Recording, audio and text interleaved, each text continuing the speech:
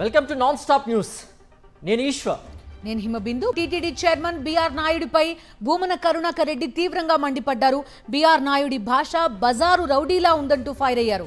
BR నాయుడిని బూతుల నాయుడు అంటారని, బెల్లో బంట్రోత్గా ఉన్న నాయుడు వేల కోట్లకు అధిపతి ఎలా అయ్యాడని ప్రశ్నించారు భూమన.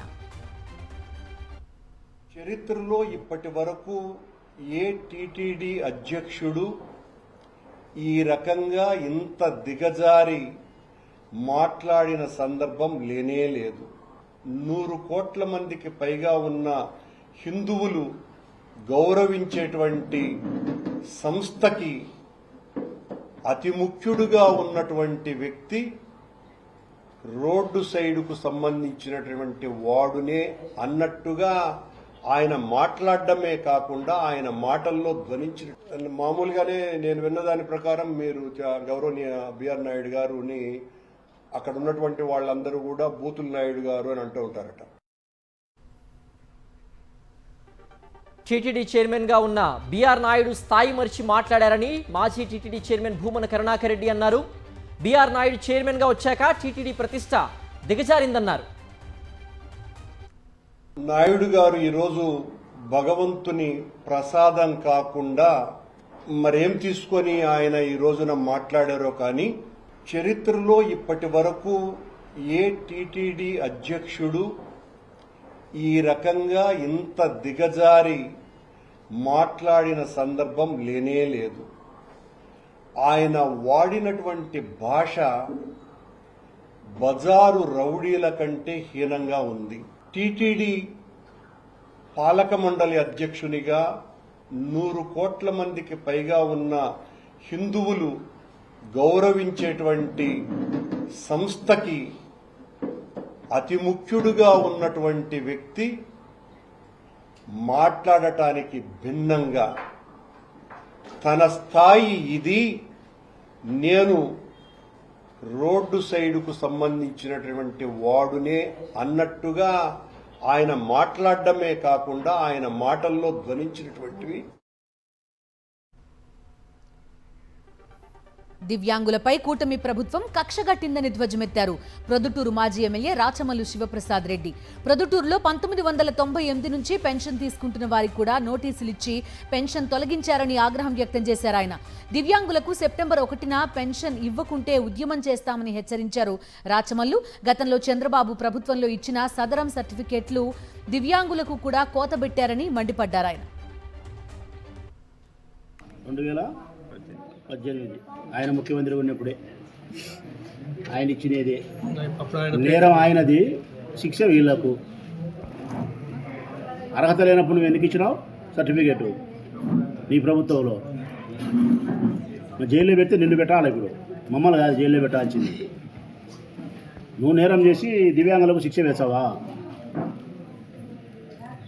ఎట్టబత్తారు వాళ్ళు ఇప్పుడు లెక్క తీసేచ్చే. ఏపీకి అదనపు యూరియా కేటాయించాలంటూ కేంద్ర మంత్రి శివరాజ్ సింగ్ చౌహాన్కు వైవి సుబ్బారెడ్డి లేఖ రాశారు. వర్షాలు బాగా పడడంతో వరి సహా ఇతర పంటలు రైతులు వేయడంతో రాష్ట్రంలో యూరియా వినియోగం పెరిగిందని లేఖలో పేర్కొన్నారు. కేటాయించిన దానికంటే అదనంగా ఇవ్వాలని లేఖలో కోరారు వైవి సుబ్బారెడ్డి.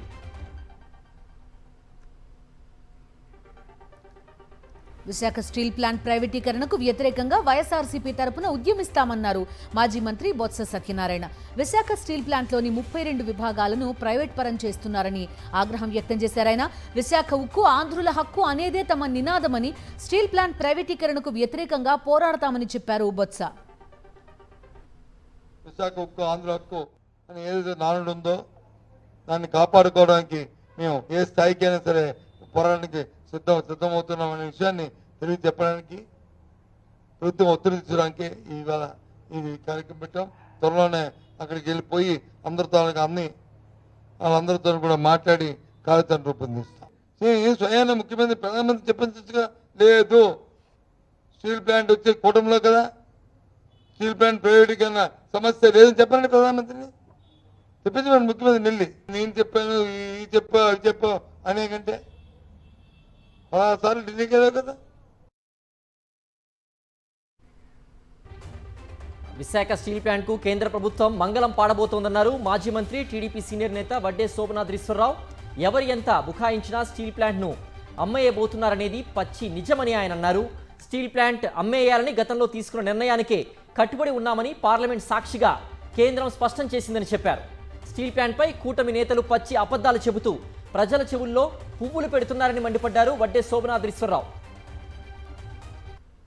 32 మంది తెలుగు బిడ్డల ఆత్మ బలిదానంతో సాధించుకున్నటువంటి విశాఖపట్నం స్టీల్ ప్లాంట్కి ఈరోజు కేంద్ర ప్రభుత్వం మంగళం పాడబోతా ఉంది.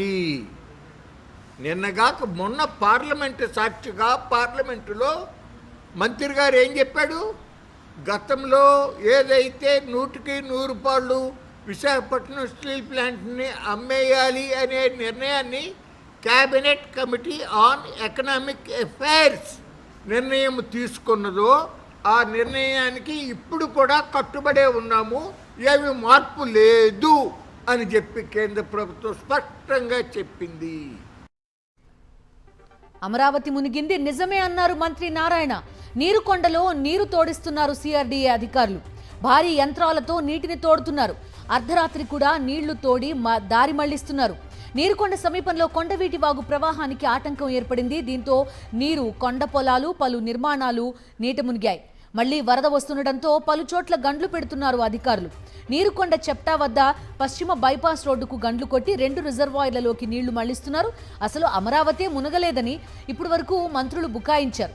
భారీ పొక్లైన్లతో నీటి మళ్లింపు పనులు చేయిస్తున్నారు సిఆర్డీఏ అధికారులు.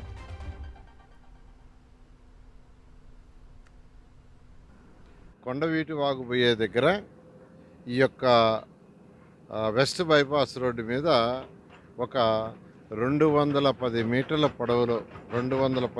పొడవులో ఒక బ్రిడ్జి కట్టారు. దాంట్లో 120 మీటర్ల వెడల్పులో వెంట్లు కట్టారు. వెంట్లు అంటే అటు ఇటు నీళ్లు పోయేదానికి కట్టాయి 9 వెంట్లు. అయితే పని చేస్తూ ఉండారు కాబట్టి ఆ వెంట్ల దగ్గర పూర్తిగా మట్టి బ్లాక్ అయిపోయింది. 24 అడుగులు మట్టితో బుడకపోయింది.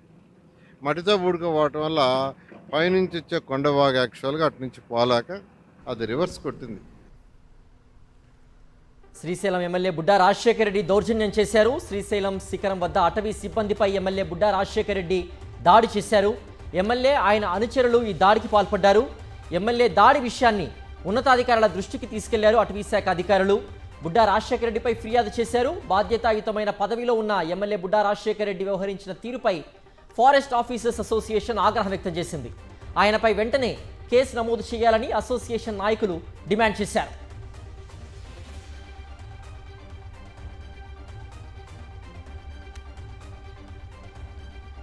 ఆముదాల వలస టీడీపీ ఎమ్మెల్యే కూన రవికి సంబంధించి మరికొన్ని బాగోతాలను బయటపెట్టారు ఆ నియోజకవర్గ వైఎస్ఆర్సీపీ ఇన్ఛార్జ్ చింతాడ రవికుమార్. శ్రీరామచంద్రుల్లా చెప్పుకుంటున్న కూన రవికుమార్ ఒక మహిళను ఒంటిమిట్ట ఆలయానికి తీసుకెళ్లారని, మరో మహిళతో కూడా సన్నిహితంగా ఉన్నారని తెలిపారు ఆయన. ఆ 2 మహిళలతో ఎమ్మెల్యే కూన రవికుమార్ ఉన్న ఫోటోలను మీడియాకు చూపించారు. ఈ 2 మహిళలు ఎవరో కూన రవి చెప్పాలని డిమాండ్ చేశారు చింతాడ రవికుమార్. ఈ ఫోటో కోన రవికుమార్ గారు ఎంత శుద్ధ పోసో తెలియజేసినటువంటి ఫోటోలు ఇవి. నీకు సాక్ష్యాలు ప్రొడ్యూస్ చేయమన్నావు కదా. ఈవిడ నీ హైకమాండ్కి తెలియపోద్దు కానీ మా నియోజకవర్గ ప్రజలందరికీ తెలుసు ఈవిడెవరో. ఈవిడ కేజీబీవీలో పనిచేస్తున్నటువంటి ఒక ప్రిన్సిపాల్. ఈవిడ ఏం చేసావు నువ్వు? ఒంటిమిట్ట ఆలయానికి తీసుకెళ్ళాను. ఆ డేట్ కూడా చెప్తాను నేను. తీసుకెళ్ళి పూజలు చేయిస్తావా? ఈవిడ మీ కుటుంబ సభ్యురాలా? ఈవిడెవరు, ఈవిడ పేరేంటే నువ్వు చెప్పు. ఇప్పుడు మేమెవరం చెప్పం. దీని మీద ఏం చెప్తావు నువ్వు మాట్లాడు. నెల్లూరు జైలు నుంచి మాజీ మంత్రి కాకాని విడుదలయ్యారు. అక్రమ కేసులకు భయపడే ప్రసక్తే లేదని కాకాని స్పష్టం చేశారు. సర్వేపల్లిలో సోమిరెడ్డి దోపిడీని అడ్డుకుంటామన్నారు. ప్రభుత్వ వ్యతిరేక విధానాల్ని ఎండగడతామన్నారు. తమ లక్ష్య సాధనలో జైళ్లు అడ్డంకి కాదన్నారు. తనపై విచిత్రమైన కేసులు పెట్టారని ఆరోపించారు మాజీ మంత్రి కాకాని. అలుపెరగనటువంటి పోరాటం చేస్తాం తప్ప ఏదో కేసులు పెడితే మరలా భయపడి గమ్మైపోతామేమో, మరలా కొత్త కేసులు పెడతారేమో అనేటువంటి ఆలోచన లేదు. నేను అనుకున్నా నిన్న నాది వాయిదా పడింది అంటే బహుశా మరలా కొత్త కేసు ఏదన్నా సృష్టించడానికి మరలా ఏదన్నా ప్రయత్నం జరిగిందేమో, అందులో భాగంగా బెయిల్ వచ్చింది కాబట్టి మరలా ఏదన్నా ఒక ఎఫ్ఐఆర్ కట్టిపోతానే పీటీ వారెంట్ ఎత్తుకొని వస్తారేమో అని చెప్పి అధికారులు వచ్చి సార్ మీరు విడుదలయ్యారన్నంత వరకు నేను రెడీ కూడా కాలేదు, గమ్ముగా కూర్చొని ఏమైనా కేసు వచ్చిందేమో లేదు చూద్దామని చెప్పాను. అధికారులు చెప్పారు సార్ మీకు టైం అయింది, రిలీజ్ అయ్యవచ్చు, రిలీజ్ అయ్యే టైం అయిందన్న తర్వాత బయలుదేరి వచ్చాను. కాబట్టి వాటికి ఏం భయపడేటువంటి పరిస్థితి ఉండదు. గిరిజన ప్రాంతాల్లో కనీసం పారాసెటమాల్ మాత్రలు కూడా ఇవ్వలేని దిక్కుమాలిన స్థితిలో కూటమి ప్రభుత్వం ఉందని మండిపడ్డారు మాజీ మంత్రి డిఎల్ రవీంద్రారెడ్డి. రాష్ట్ర వైద్య శాఖ మంత్రి సత్యకుమార్ పదవిలోకి వచ్చాక ఒక్కరోజైనా గిరిజన ప్రాంతంలో పర్యటించారా అని ప్రశ్నించారు ఆయన. పారాసెటమాల్ కూడా ఇయ్యలేని దిక్కులేని పరిస్థితుల్లో ప్రభుత్వం ఉందని ఆ పేపర్ చెప్పకనే చెప్పింది. ఇవన్నీ నేను లెటర్ రాశాను ముఖ్యమంత్రి గారికి, ఈమెయిల్ పెట్టమని ఆయన ఏదన్నా ఉంటే ఈమెయిల్ పెట్టినా, ఏ రెస్పాన్స్ లేదు. కొయ్యూరు ముంచంగిపట్టు అంటే నా దృష్టిలో నాకు తెలిసినంత వరకు ఈ హెల్త్ మినిస్టర్ చార్జ్ తీసుకున్న తర్వాత ఆ ఏరియాస్కే పోయినట్లే. ట్రైబల్ ఏరియాస్ శ్రీకాకుళంలో కానీ, ఈస్ట్ గోదావరిలో కానీ, లేకపోతే వైజాగ్ డిస్ట్రిక్ట్లో కానీ ట్రైబల్ ఏరియాస్లో పోయి ఏముంది వీళ్ళు దోమలు కనిపించుకుంటున్నారా, బతికినారా, చచ్చినారా అని ఎవ్వరూ పట్టించుకోలేరు. అన్నమయ్య జిల్లా పీలేరు నుంచి తిరుమల వరకు పాదయాత్ర చేపట్టారు వైఎస్ఆర్సీపీ నేతలు. ఎంపీ పెద్దిరెడ్డి మిథున్ రెడ్డి అక్రమ అరెస్టు చేయడంతో ఆయన ఆరోగ్యం కుదుటపడాలని, ఆయనకు త్వరగా బెయిల్ రావాలని కోరుతూ పాదయాత్ర చేపట్టారు. ఈ పాదయాత్రను నిన్న చంద్రగిరిలో పోలీసులు అడ్డుకోవడంతో ఇవాళ శ్రీవారి మెట్టు నుంచి ప్రారంభించారు. పాదయాత్ర సందర్భంగా నిన్న పోలీసులు 17 మంది సిబ్బందితో పాటు కూడా అక్కడికి వెళ్లడం జరిగింది.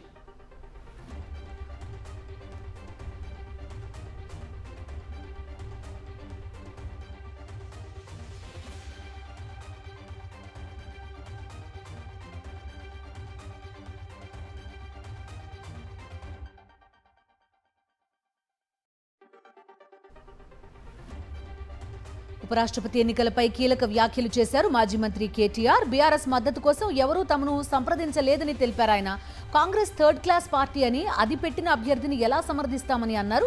రేవంత్ ప్రతిపాదించిన అభ్యర్థిని ఖచ్చితంగా వ్యతిరేకిస్తామన్నారు కేటీఆర్. ఉపరాష్ట్రపతి ఎన్నిక పేరుతో జరిగేదంతా డ్రామా అని దుయ్యబట్టారు కేటీఆర్.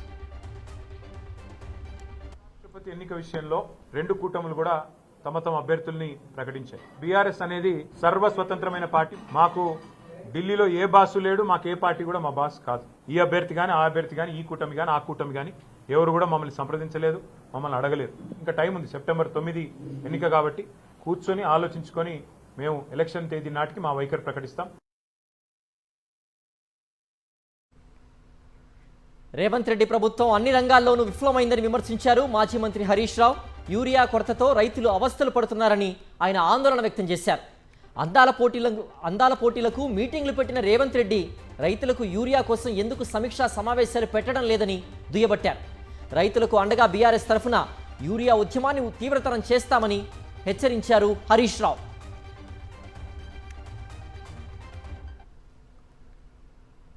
కాళేశ్వరం ప్రాజెక్టు కట్టి గోదావరి జలాలతో కేసీఆర్ రైతుల పాదాలు కడిగిండు, మల్లన్న దేవుడి పాదాలు కడిగిండు కేసీఆర్.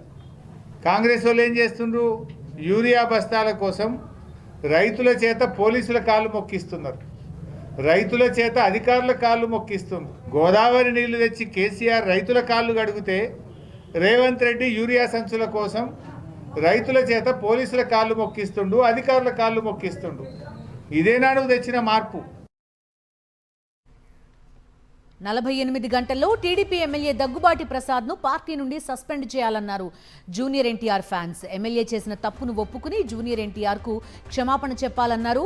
ఎన్టీఆర్ అభిమాన సంఘం అధ్యక్షుడు నరేంద్ర చౌదరి, లేదంటే దేశవ్యాప్తంగా ఉన్న ఎన్టీఆర్ అభిమానులతో నిరసనలకు దిగుతామని హెచ్చరించారు. చలో అనంతపురం పిలుపుతో దగ్గుబాటి ప్రసాద్ ఇంటిని ముట్టడిస్తామన్నారు. అనంతపురంలోనూ విజయవాడలోనూ మీడియా సమావేశం నిర్వహించేందుకు పోలీసులు పర్మిషన్ ఇవ్వలేదని ఆవేదన వ్యక్తం చేశారు. ప్రెస్ మీట్ పెడదాం అనుకున్నాము. పోలీసులు విపరీతమైన ఒత్తిడి వల్ల మీకు ప్రెస్ పర్మిషన్ కూడా లేదు, ఇవ్వం మేము అని చెప్పడం వల్ల విజయవాడలో పెట్టుకుందామని చెప్పేసి అనుకున్నాం. విజయవాడలో కూడా సేమ్ పరిస్థితి.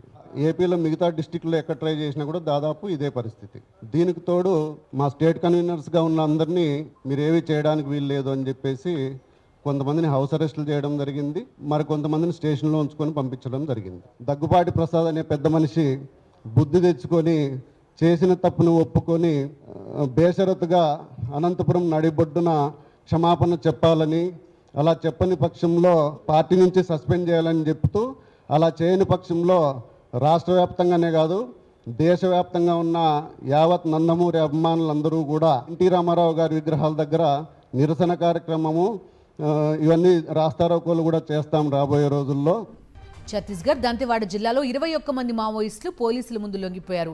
వారిలో 13 మందిపై 25,50,000 రివార్డు ఉందని పోలీసులు తెలిపారు. దంతెవాడ జిల్లాలో పోలీసులు ప్రవేశపెట్టిన లోన్ వర్రాటు పునరావాస పథకం ద్వారా జనజీవన స్రవంతిలోకి వచ్చినట్టుగా వెల్లడించారు. లొంగిపోయిన వారికి ఛత్తీస్గఢ్ ప్రభుత్వం ప్రవేశపెట్టిన పునరావాస పథకం కింద ఆర్థిక సహాయం అందిస్తున్నట్టు వెల్లడించారు. 17 రోజులుగా హైదరాబాద్లో కొనసాగుతున్న సినీ కార్మికుల సమ్మె వ్యవహారంలో తెలంగాణ ప్రభుత్వం జోక్యం చేసుకుంది. సమ్మె కారణంగా తెలుగుతో పాటుగా ఇతర భాషల సినిమా షూటింగ్లు కూడా నిలిచిపోవడంతో ఈ సమస్యను వెంటనే పరిష్కరించాలని ఉన్నతాధికారులను ఆదేశించారు సీఎం రేవంత్ రెడ్డి. ప్రభుత్వ జోక్యంతో ఇవాళ కీలక పరిణామాలు చోటు చేసుకున్నాయి. ఉదయం నిర్మాతలతో, సాయంత్రం ఫెడరేషన్ నాయకులతో భేటీ కావాల్సిన ఫిలిం ఛాంబర్ నేతలు ప్రభుత్వ జోక్యంతో పరిణామాలు ఎలా ఉంటాయన్న దానిపై దృష్టి సారించారు. ఈ క్రమంలో ఫిలిం ఫెడరేషన్ ఆఫీసులో కీలక నాయకులు అత్యవసరంగా సమావేశమయ్యారు. ఈ భేటీకి 24 క్రాఫ్ట్స్ యూనియన్ నేతలు హాజరయ్యారు.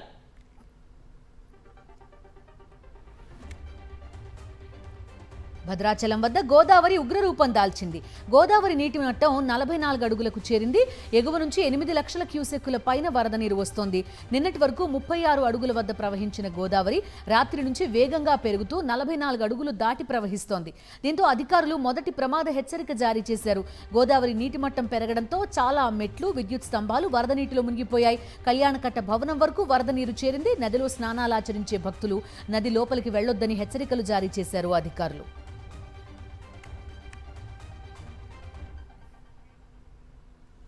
ఈ ఏడాదిలో మొదటిసారిగా ఉస్మాన్ సాగర్ గేట్లను ఎత్తారు అధికారులు. ఎగువన కురుస్తున్న వర్షాలకు ఉస్మాన్ సాగర్కు వరద నీరు పోటెత్తింది. 1600 క్యూసెక్కుల నీరు రావడంతో 2 గేట్లను ఎత్తి 1000 క్యూసెక్కుల నీటిని దిగువకు వదిలారు. ఇప్పటికే హిమాయత్ సాగర్ 2 గేట్లను ఎత్తి 2000 క్యూసెక్కుల నీటిని మూసీ నదిలోకి వదిలారు. జంట జలాశయాల గేట్లు ఎత్తడంతో మూసీ పరివాహక ప్రాంతాల ప్రజల్ని అలర్ట్ చేశారు అధికారులు.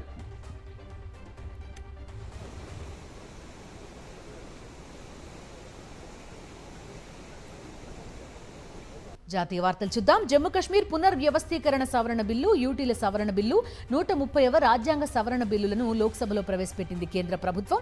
తీవ్ర నేరారోపణలతో అరెస్టై వరుసగా 30 రోజుల పాటు జైల్లో ఉంటే ప్రధాని, ముఖ్యమంత్రులు, మంత్రులను పదవి నుంచి తొలగించేందుకు వీలు కల్పించే ఈ 3 బిల్లులను కేంద్ర హోంమంత్రి అమిత్ షా లోక్సభ ముందుకు తీసుకొచ్చారు. ఈ సందర్భంగా ప్రతిపక్షాల నుంచి పెద్ద ఎత్తున నిరసన వ్యక్తమైంది. ప్రతిపాదిత బిల్లులు రాజ్యాంగం, సమాఖ్యవాదానికి వ్యతిరేకంగా ఉన్నాయని మండిపడ్డారు. విపక్ష ఎంపీలు వెల్లోకి దూసుకెళ్లి నినాదాలు చేశారు. కొంతమంది ప్రతిపక్ష ఎంపీలు బిల్లు ప్రతులను చించి కేంద్ర మంత్రి అమిత్ షా పైకి విసిరేశారు.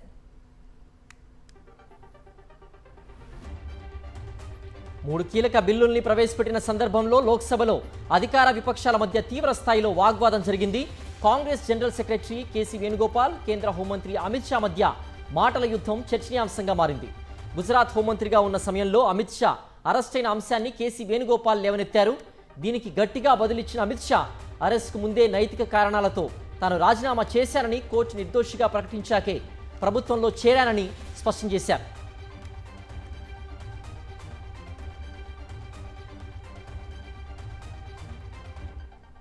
మనీష్ తివారీ, ఎన్కే ప్రేమ్చంద్రన్, అసదుద్దీన్ ఓవైసీ, ధర్మేంద్ర యాదవ్, కేసీ వేణుగోపాల్ సహా పలువురు విపక్ష ఎంపీలు కేంద్రం తీసుకొచ్చిన బిల్లులు రాజ్యాంగ విరుద్ధమని మండిపడ్డారు.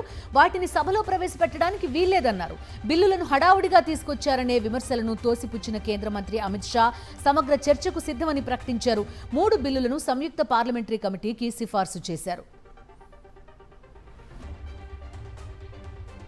3 కీలక బిల్లులు ప్రవేశపెడుతున్న సందర్భంగా లోక్సభలో హై డ్రామా నడిచింది. కేంద్ర మంత్రులు కిరణ్ రిజిజు, రవనీత్ సింగ్ బిట్టు తమ మహిళా ఎంపీలపై దాడి చేశారని తృణమూల్ కాంగ్రెస్ ఆరోపించింది.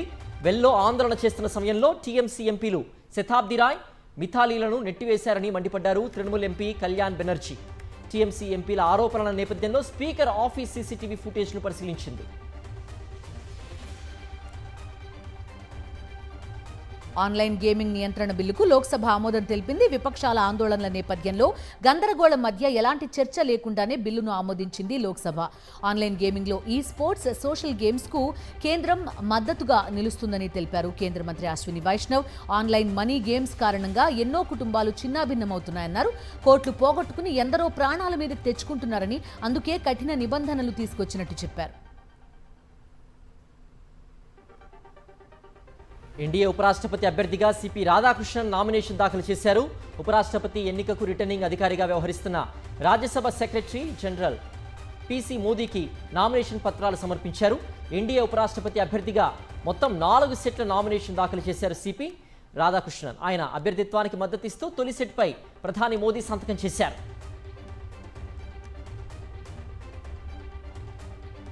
ఇక ఇండియా కూటమి ఉపరాష్ట్రపతి అభ్యర్థి సుదర్శన్ రెడ్డి రేపు నామినేషన్ దాఖలు చేస్తారు.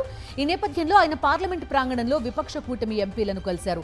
కాంగ్రెస్ చీఫ్ ఖర్గే జస్టిస్ సుదర్శన్ రెడ్డిని మిగిలిన సభ్యులకు పరిచయం చేశారు. కాంగ్రెస్ మాజీ అధినేత్రి సోనియా గాంధీ, ప్రతిపక్ష నేత Rahul Gandhi, NCP SP chief Sharad Pawar ఈ భేటీలో పాల్గొన్నారు.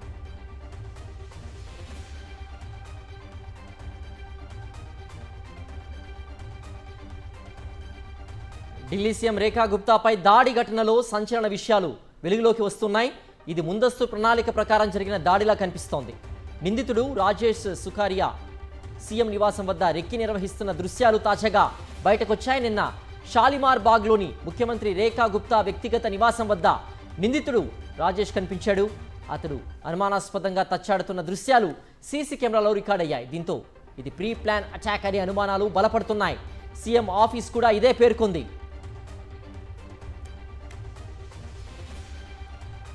బీహార్లో ఓడిపోతున్నట్టు బీజేపీకి తెలిసొచ్చిందన్నారు ఏఐసీసీ మహిళా అధ్యక్షురాలు అల్కలాంబా. బీహార్లో ఓడిపోతే ఢిల్లీలో పీఠం పోతుందని బీజేపీకి తెలుసన్నారు. దీనికోసమే ఏపీ సీఎం చంద్రబాబు వేచి చూస్తున్నారని చెప్పారు అల్కలాంబా. इसी के साथ भट्टाचार्य जी ने मुद्दों की बात की. ये क्यों खेल हो रहा है? क्योंकि भाजपा को पता लग चुका है कि वो बिहार का चुनाव हारने जा रही है. ये एनडीए गठबंधन को पता लग गया है. तब पता लगा जब नारा दिया अब की बार 400 पार. 400 पार नहीं आए, बैसाखी पर आए. और बैसाखी कहां की? बिहार की. और इन्हें पता है कि बिहार चुनाव हारे तो खाली यहीं से नहीं, दिल्ली से बाहर हो जाएंगे.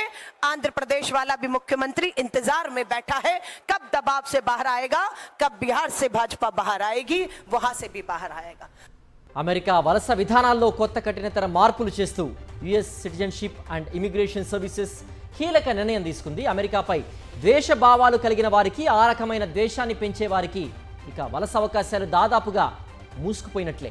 అమెరికా గడ్డ మీద నివసిస్తున్న వారిలో చాలామంది దేశపూరిత వ్యాఖ్యలు చేస్తున్నారని యుఎస్సిఐఎస్ గుర్తించి వేలాది మంది విద్యార్థుల వీసాలు రద్దు చేసింది.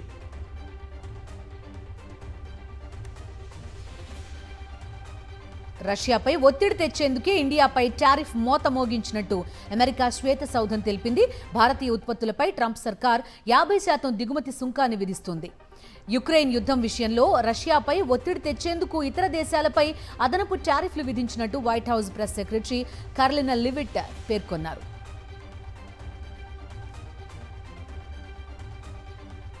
చమురు కొనుగోలు అంశంలో భారత్పై అమెరికా వైఖరి అన్యాయంగా ఉందని రష్యా వ్యాఖ్యానించింది. భారత్ రష్యా మధ్య ఇంధన సహకారం భవిష్యత్తులోనూ కొనసాగుతుందని రష్యా దౌత్యవేత్త రోమన్ జబుష్కిన్ ఆశాభావం వ్యక్తం చేశారు.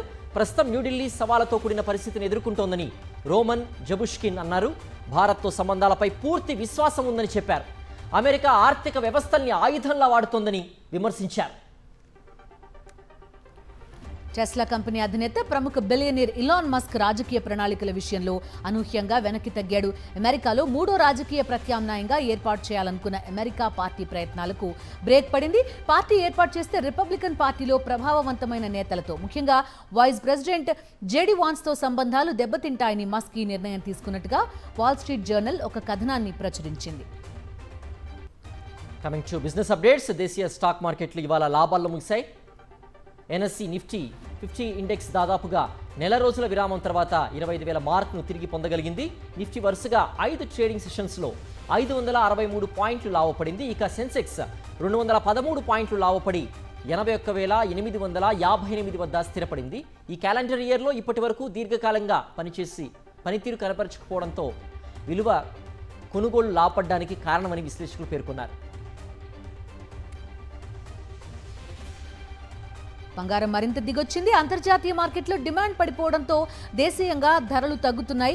24 క్యారెట్ల 10 గ్రాముల బంగారం 600 రూపాయలు తగ్గి 1,150 రూపాయలకు చేరింది. 22 క్యారెట్ల 10 గ్రాముల గోల్డ్ రేట్ 550 రూపాయలు తగ్గి 91,800 రూపాయలుగా ఉంది.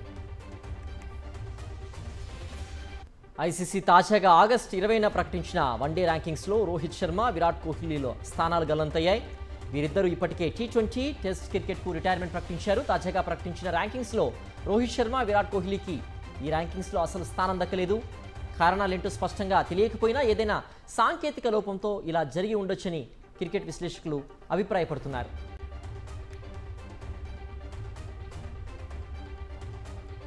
ఇది బులెటిన్ అప్డేట్స్.